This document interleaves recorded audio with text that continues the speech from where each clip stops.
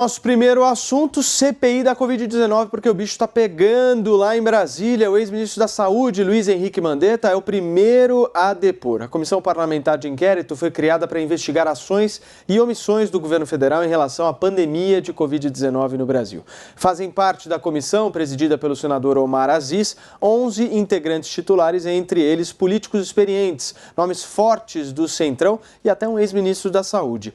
Além da participação de Mandetta, estava na pauta de hoje o depoimento do também ex-ministro da Saúde, Eduardo Pazuello. A presença dele foi adiada em 15 dias, depois de assessores de Pazuello alegarem que ele se encontra em quarentena. Tá aí, nós tivemos um dia agitado hoje em Brasília. Minha querida Amanda Klein, eu quero começar com você hoje e quero que você divida o seu comentário em duas partes. O primeiro, falando sobre o depoimento do Mandetta. O que você achou das falas dele? E segundo, dessa não confirmação, podemos dizer assim, do depoimento do ex-ministro Pazuello.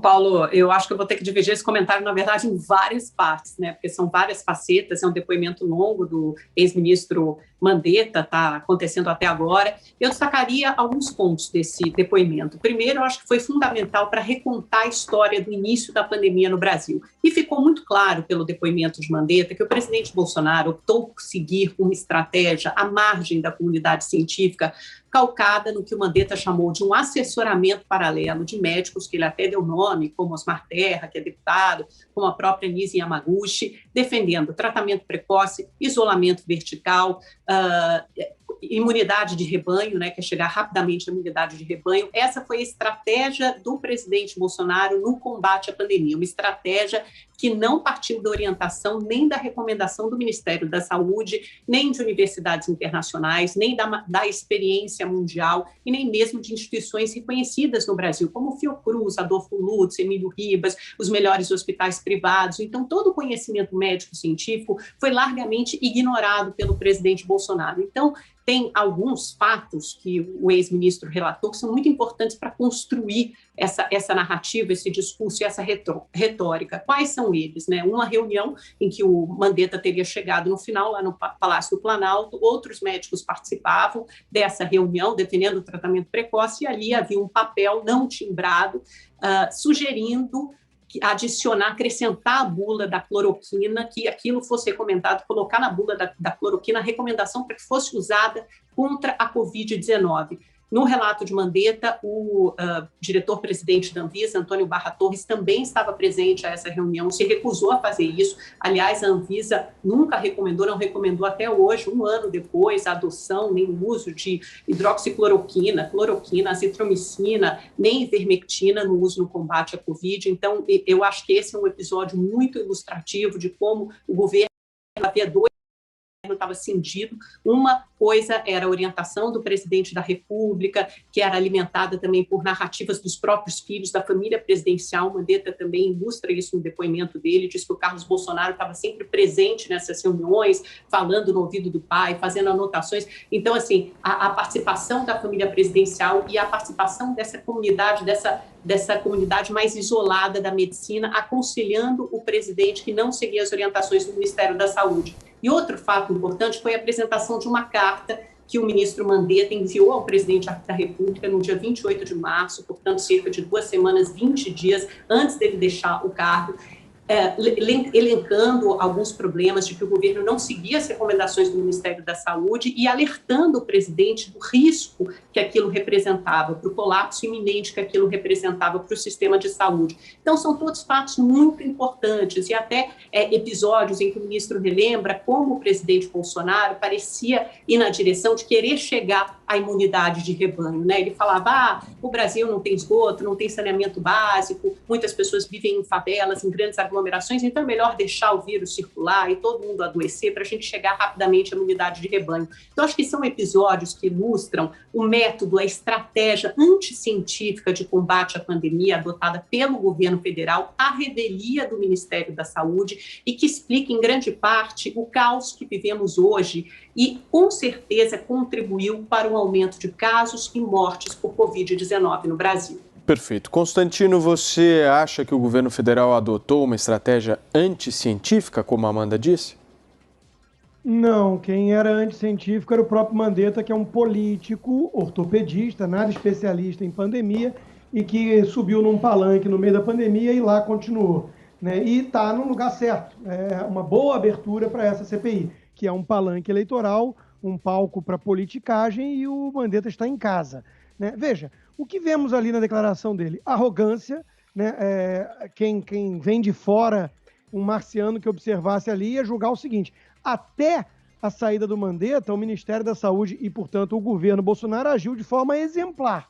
Com a saída do Mandetta veio o obscurantismo, a própria ciência foi exonerada. Né? Então, é muito científico, à exceção da canja de galinha, que é a recomendação da mãe. Vemos também a hipocrisia, né? Porque é um sujeito que fazia até linha divisória em casa, pessoas da família almoçavam em cômodos separados, mas ia para o bar jogar sinuca, ia para a praia, dançava com funcionários, tudo isso sem máscara. Né? E, aliás, cumprimentou com aperto de mão os senadores ali, então já está liberado, não precisa mais do cotovelo. A politização do remédio para o tratamento precoce é a coisa mais abjeta que já vimos, né, na história da ciência e de questões de saúde. Hoje mesmo foi a colocação do Dr. Francisco, epidemiologista do Rio, que eu e a Amanda entrevistamos mais cedo. Ele se mostrou chocado com esse nível de politização e todas as pessoas decentes assim têm se sentido. O uso de remédio off-label é muito frequente, ainda mais numa doença desconhecida. O senador Girão teve que jogar na cara do Mandetta, né, e dos outros que na influenza, o H1N1, o Tamiflu salvou muitas vidas e só depois veio a tal comprovação científica mais robusta. Agora, em relação a algumas declarações dadas pelo Mandetta, eu quero só chamar a atenção para a distorção da mídia, que no fundo faz campanha e partido de oposição, campanha contra. Né? Olha como é que o G1 do Globo deu o destaque. CPI da Covid. Mandetta diz que Bolsonaro queria que a Anvisa alterasse bula da cloroquina. Não foi isso nem que ele disse. Olha que o Mandetta faz oposição, né, política. Na CNN já tem um pouco mais de acurácia. Bolsonaro foi aconselhado a mudar a bula da cloroquina para tratar Covid. Então, veja, Paulo, a prova cabal de que estamos diante de um circo e, portanto, nada surpreendente aqui, né? Exatamente o que as pessoas esperavam dessa CPI, é quando o Mandetta, respondendo a um senador, diz o seguinte: 410 mil mortes me separam do presidente. Isso é científico ou isso é algo típico de um PSOL, politicagem pura, demagogia da pior espécie? Ô Serrão, e esse adiamento do depoimento do Pazuello, hein? Parece que o governo federal, ou o próprio Pazuello, estão aí incorrendo em mais um erro tático que pode custar caro à comunicação do governo. O governo que errou bastante do ponto de vista da comunicação nesse combate à Covid. Caiu direitinho na armadilha da narrativa da oposição, que desde o começo, e isso agora se repete na CPI, hoje o senador Renan Calheiros desenhou esse roteiro previsível que já estava armado. O discurso do ex-ministro Luiz Henrique Mandetta foi nessa mesma linha. Vamos tentar jogar a responsabilidade de eventuais inações no presidente Jair Bolsonaro. Só que teve uma diferença. Esperava-se, todo mundo estava esperando hoje, que o discurso do Mandetta fosse promover uma carneficina para cima do presidente. E Mandetta foi cauteloso demais na relação com Bolsonaro. Inclusive, o Renan Calheiros não permitiu que Mandetta lesse uma carta que ele enviou ao presidente com argumentos que ele teria utilizado antes de deixar o cargo, para criticar a maneira como o presidente estava agindo. Dessa CPI não vai dar nada, isso aí é pizza programada. Agora, ela já está demonstrando para nós, brasileiros, a nossa inabilidade, a nossa incapacidade em cuidar de crises de saúde. Isso aí vai de cima a baixo, vai do governo federal, estados e municípios. O que esses governos todos fizeram com a população durante essa pandemia foi o mais do mesmo sempre. Só trocou Covidão trocou o chikungunya, mosquito da dengue, pelo Covidão. Covidão que foi mais mortal, que teve uma dimensão internacional. Uma doença grave para a qual ninguém tinha nenhuma saída, ninguém sabia direito como ela realmente infectava, quais os seus reais efeitos colaterais e tudo. Vamos para a aventura da vacina. Nós, como já disse ontem, somos os ratinhos de laboratório que estão testando várias vacinas que vão custar bilhões de dólares. Nós, na experiência, ninguém tem certeza da eficácia de nenhum desses medicamentos que está sendo adotado, tanto para a vacina quanto os medicamentos. Agora, erro brasileiro grave da maioria de governadores e prefeitos foi ter não aceitado a possibilidade de tratamento preventivo. Onde houve tratamento preventivo, houve sim, comprovadamente, cientificamente, se quiserem usar a palavra, houve uma retração dos casos de Covid ou ele foi de uma maneira atenuada. Agora, ponto grave que a gente não pode esquecer. O Supremo Tribunal Federal deu uma contribuição muito ruim para esse debate, para essa narrativa, quando ele atrapalhou o governo federal de gerir a pandemia. Perfeito. Deixa eu colocar aqui um tempero. Antes eu vi o Constantino pedindo a palavra aqui. Você quer falar, Constantino? Não, eu queria rodar ainda nesse assunto, mas pode não, eu queria só adicionar aqui um ponto e também uma outra abordagem aqui que o ministro Mandetta fez hoje no depoimento à CPI da Covid-19, que ele diz o seguinte, ele afirma, hein, gente, preste atenção nisso daqui, o governo federal não quis fazer uma campanha oficial de comunicação contra a Covid-19. Ele afirma isso, né, Constantino, mas o governo chegou a fazer alguma campanha? Ô Paulo, aí que está o problema, né? Havia muita divergência entre especialistas. Alguns acham que aquilo que vem da OMS, uma das entidades que mais erraram nessa pandemia, que é gerida por um revolucionário marxista acusado de corrupção no seu país de origem e que virou, a olhos vistos, um puxadinho do regime ditatorial chinês, ditassem as regras, né? Então, havia muita incerteza, dúvida, e a postura correta era a de humildade. Exatamente aquilo que falta a figuras políticas como Mandetta, né, que é arrogante ao extremo e dá para ver isso. Agora, o que eu queria chamar a atenção, Paulo, é como nós, e aí quando eu digo nós, é toda a mídia, né, somos ainda pautados por essa militância. Nós estamos aqui, abrimos o programa e não dá para não falar, né, entre aspas, de outra coisa, porque a gente é massacrado com isso. A mídia leva muito a sério a CPI, o povo não. O povo, por exemplo, estava muito mais preocupado com as manifestações de sábado, que a mídia ignorou. É por isso que um jornalista sério e experiente como o Guzzo chamou de complexo de galo. Os jornalistas querem controlar tudo, não conseguem mais controlar as opiniões, né, de forma hegemônica, mas a pauta eles ainda tentam controlar e, infelizmente, muita gente cai. Enquanto o Paulo Guedes continua trabalhando, e nós temos ainda, espero que dê tempo, que falar disso, né? Reforma tributária tentando avançar, redução de simplificação de impostos, coisas que vão afetar para melhor a vida do povo, é isso, né? A oposição faz bravata num palanque, culpando o presidente por cada óbito. Nada novo sob o sol, né? A direita trabalha, a esquerda joga para a plateia. Agora, sobre o Pazuello, eu não quero deixar também de opinar. Se correr, o bicho pega, se ficar, o bicho come. Né? Cara, eu ganho, coroa, você perde. É assim que funciona para a mídia militante. Veja, se o Pazuello fosse, e ele teve contato com pessoas que atestaram positivo do Covid, né, ele ia ser acusado de irresponsável, quiçá genocida. Né? Como ele não foi, ele está sendo acusado de fujão covarde. Então não há nada que alguém no governo Bolsonaro possa fazer que vá ser analisado de forma objetiva por essa militância. Amanda Klein, eu vejo que você não concorda muito com o que o Constantino disse. Até porque o povo está preocupado com duas coisas, principalmente. Está preocupado com pandemia, sim, porque acho que todo mundo tem um amigo, um parente que ficou doente, que ficou mal, que foi para o hospital, que sabe que morreu. E o povo está preocupado com emprego. E essas duas... Eu falei CPI, não pandemia. Mas a CPI é fundamental para a gente entender como a gente chegou até aqui, para a gente atribuir responsabilidades, Constantino. Isso não é uma coisa secundária. A gente chegou até aqui desse jeito, quando você fala, o Paulo perguntou na pergunta anterior, né? O governo não fez uma campanha de comunicação. Você já viu alguma... Bom, você mora nos Estados Unidos, mas eu nunca vi uma campanha de informação, de comunicação maciça, nem no começo, para você adotar medidas preventivas que são consenso na comunidade médica internacional.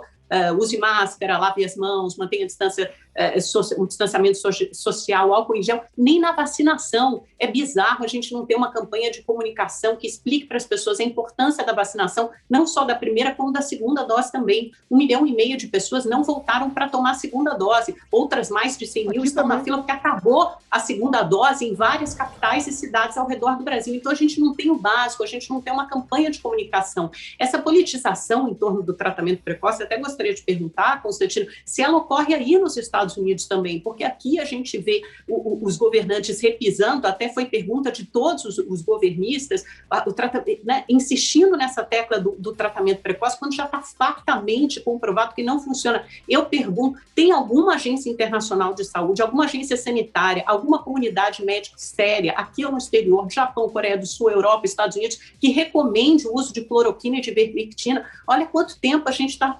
perdendo, ainda perguntando, ainda com os mesmos questionamentos. A gente ouve de todos os médicos sérios desse país, não tem comprovação, não funciona, mas mesmo assim insistem nessa tecla. E a origem da politização desses medicamentos está justamente nesse fato narrado hoje pelo Mandetta, quando ele descreve que, olha, fui informado que tinha uma reunião de vários ministros e médicos e que iam propor esse negócio de cloroquina, que nunca havia conhecido. Nesse dia havia na mesa um papel não timbrado de um decreto presidencial para que fosse sugerido naquela reunião que se mudasse a bula da cloroquina na Anvisa. E o presidente da Anvisa, Antônio Barra Torres, foi contra. Então está aí a origem da politização do medicamento, porque mesmo antes desse medicamento ser comprovado pela ciência, oferecer evidência científica, eles queriam mudar a bula da cloroquina. Não é que era o uso compassivo, o uso experimental, o uso off-label, não. Era mudar a bula da cloroquina para dizer que o presidente Bolsonaro tinha descoberto a cura contra a Covid-19. Como assim? Em nenhum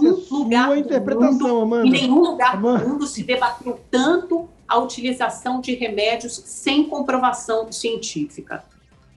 Vamos lá, então. Aqui o Trump também falou muito desse remédio. Vários médicos no mundo inteiro recomendam por critérios de observação off-label. Eu repito o que o senador Girão disse, né? O Tamiflu, no caso da influenza, foi um bom exemplo disso, então eu não consigo entender a demonização de um remédio que tem pouco risco, baixo efeito colateral e é recomendado para uso profilático, preventivo em outras doenças, e que a emissora que mais demoniza o presidente hoje e essa questão do remédio recomendava para mulheres grávidas na época da Zika, né? Então eu não consigo entender a postura de demonizar. Você falou de vacina, o Brasil é o 4º país que mais vacinou, mas veja, hoje, por uma incrível coincidência do destino, eu recebi um e-mail hoje cedo do Hospital Cleveland Clinic, que é um dos mais famosos dos Estados Unidos, que é aqui na minha cidadezinha, né? Uma filial, falando que precisa fazer uma campanha de vacinação, Amanda, porque muita gente não está indo para tomar a segunda dose. Estados Unidos, aliás, se você procurar saber, na França e na Alemanha acontece o mesmo. Coisa como 1/3 da população não quer se vacinar. E eu não consigo imaginar que isso seja algum tipo de defeito do Bolsonaro, a menos que você me apresente argumentos nesse sentido. Pode ser que eu mude de ideia, talvez seja culpa do Bolsonaro. Mas, de novo, Amanda, a politização nessa pandemia está vindo do lado daí, né? Do lado justamente de quem demoniza o presidente Bolsonaro o tempo inteiro, em vez de entender que a comunidade médica científica está aprendendo, está debatendo, está observando efeitos de tratamentos ou não. E a vacina que você menciona sempre como uma panaceia, essa é experimental, Amanda. É aprovada, inclusive, pela Anvisa, que você respeita tanto, em caráter emergencial, não definitivo. Não, mas isso é totalmente diferente. A aprovação das vacinas em caráter emergencial. Ontem, Gustavo Mendes explicou em entrevista, tanto para mim quanto para você, que tem todo o respaldo, rigor técnico da Anvisa, por mais que seja em caráter emergencial, está amplamente comprovada a segurança e eficácia, tanto que essas vacinas vêm sendo usadas aqui em vários outros países do mundo. Isso não se compara ao medicamento que, nessa mesma entrevista, o Gustavo Mendes disse: não existem estudos até hoje com rigor técnico suficiente que comprove a eficácia desses medicamentos. Logo, eles não são recomendados pela Anvisa e nem por nenhuma outra agência sanitária do mundo. Então, não adianta dar a mesma equivalência, dar o mesmo peso para remédios, a cloroquina, comprovadamente ineficaz, porque já faz um ano de pandemia. Comprovadamente ineficaz aonde? Qual é o estudo? Qual é o estudo que comprova num teste duplo cego randomizado que não é eficaz? Vários mentira, isso é fake news ao vivo, fake news. Não é verdade. Solidarity enorme com a Organização Mundial da Saúde, estudos feitos aqui para grandes hospitais particulares, o Albert Einstein, o Sírio-Libanês, com mais de 600 pacientes brasileiros, também no ano passado, ainda na metade do ano passado, já comprovaram a ineficácia da cloroquina. Isso está repleto de estudos. Tem um ano, um estudo desses é rápido de se fazer. A gente tem um ano de experiência de literatura médica para comprovar que esses medicamentos não funcionam. E olha aqui, a gente volta a discutir isso. Olha, o ponto da pandemia, o ponto da CPI hoje é o seguinte: o presidente Bolsonaro optou por seguir uma estratégia que ficou à margem do que era preconizado pelo Ministério da Saúde e pelo grosso da comunidade médico-científica nacional e internacional. Ele tentou atingir a imunidade de rebanho para combater a pandemia, usar o tratamento precoce, isolamento vertical, ou seja, e foi contra o isolamento social, todas as estratégias que não funcionaram aqui. Que não funcionou foi o lockdown, hoje. Amanda, tem estudos sobre isso, mostrando a ineficácia do lockdown. Isso tem estudos, aos montes. Não tem. Isso você ignora. Agora, veja, primeiro, você esquece que o STF delegou aos governadores e prefeitos a autonomia. Eles fizeram as medidas restritivas. São Paulo, onde vocês estão, é um exemplo disso. E os resultados estão aí. Agora, veja, o Brasil está longe de ser o pior quadro no mundo, né? Então, olha que coisa curiosa. Os governadores e os prefeitos tiveram autonomia, fizeram as medidas que você, por exemplo, defende e que não tem comprovação científica qualquer, né? Os resultados não são tão satisfatórios, né? Mas aí pega-se número absoluto para falar em 400 mil mortes e culpar o presidente Bolsonaro. E você acha que uma narrativa esdrúxula dessa vai passar batido pela população e pela audiência e pelo público? Você acha que o público é tão pouco inteligente assim, a ponto de não perceber que isso é só política e não ciência? Para fechar, Pelo Amanda. contrário, eu acho que o público é muito inteligente a ponto de perceber que essa cisão que o presidente Bolsonaro resolveu seguir uma linha, enquanto o Ministério da Saúde atuava numa linha diversa, numa linha científica, e o presidente numa linha anticientífica, nos levou um estado de coisas muito pior do que poderia ter sido, maior número de casos, maior número de mortes. Ao passo que, se nós tivéssemos uma estratégia combinada, conjunta, unificada, coordenada e principalmente científica de esforços, tanto partindo da União como de estados e municípios, certamente nós estaríamos num lugar melhor. Se tivesse um lockdown nacional. Se tivesse um lockdown nacional, coisa que aqui nos Estados Unidos não existe, aqui os estados têm autonomia. É lockdown onde precisa, dependendo da situação. O Brasil é um país de dimensões continentais, aí você tem que aferir a situação de cada região, de cada estado, de cada município, mas contando com a inteligência epidemiológica e principalmente com o respaldo, com o aval de comunicação e da ciência partindo do Amanda e Constantino, federal. me permitam. De qual cientista interessa, né? Deixa eu chamar o nosso VAR aqui. Deixa eu chamar o nosso VAR. Serrão, você. A guerra de narrativas jogou todos nós para a armadilha da insensatez.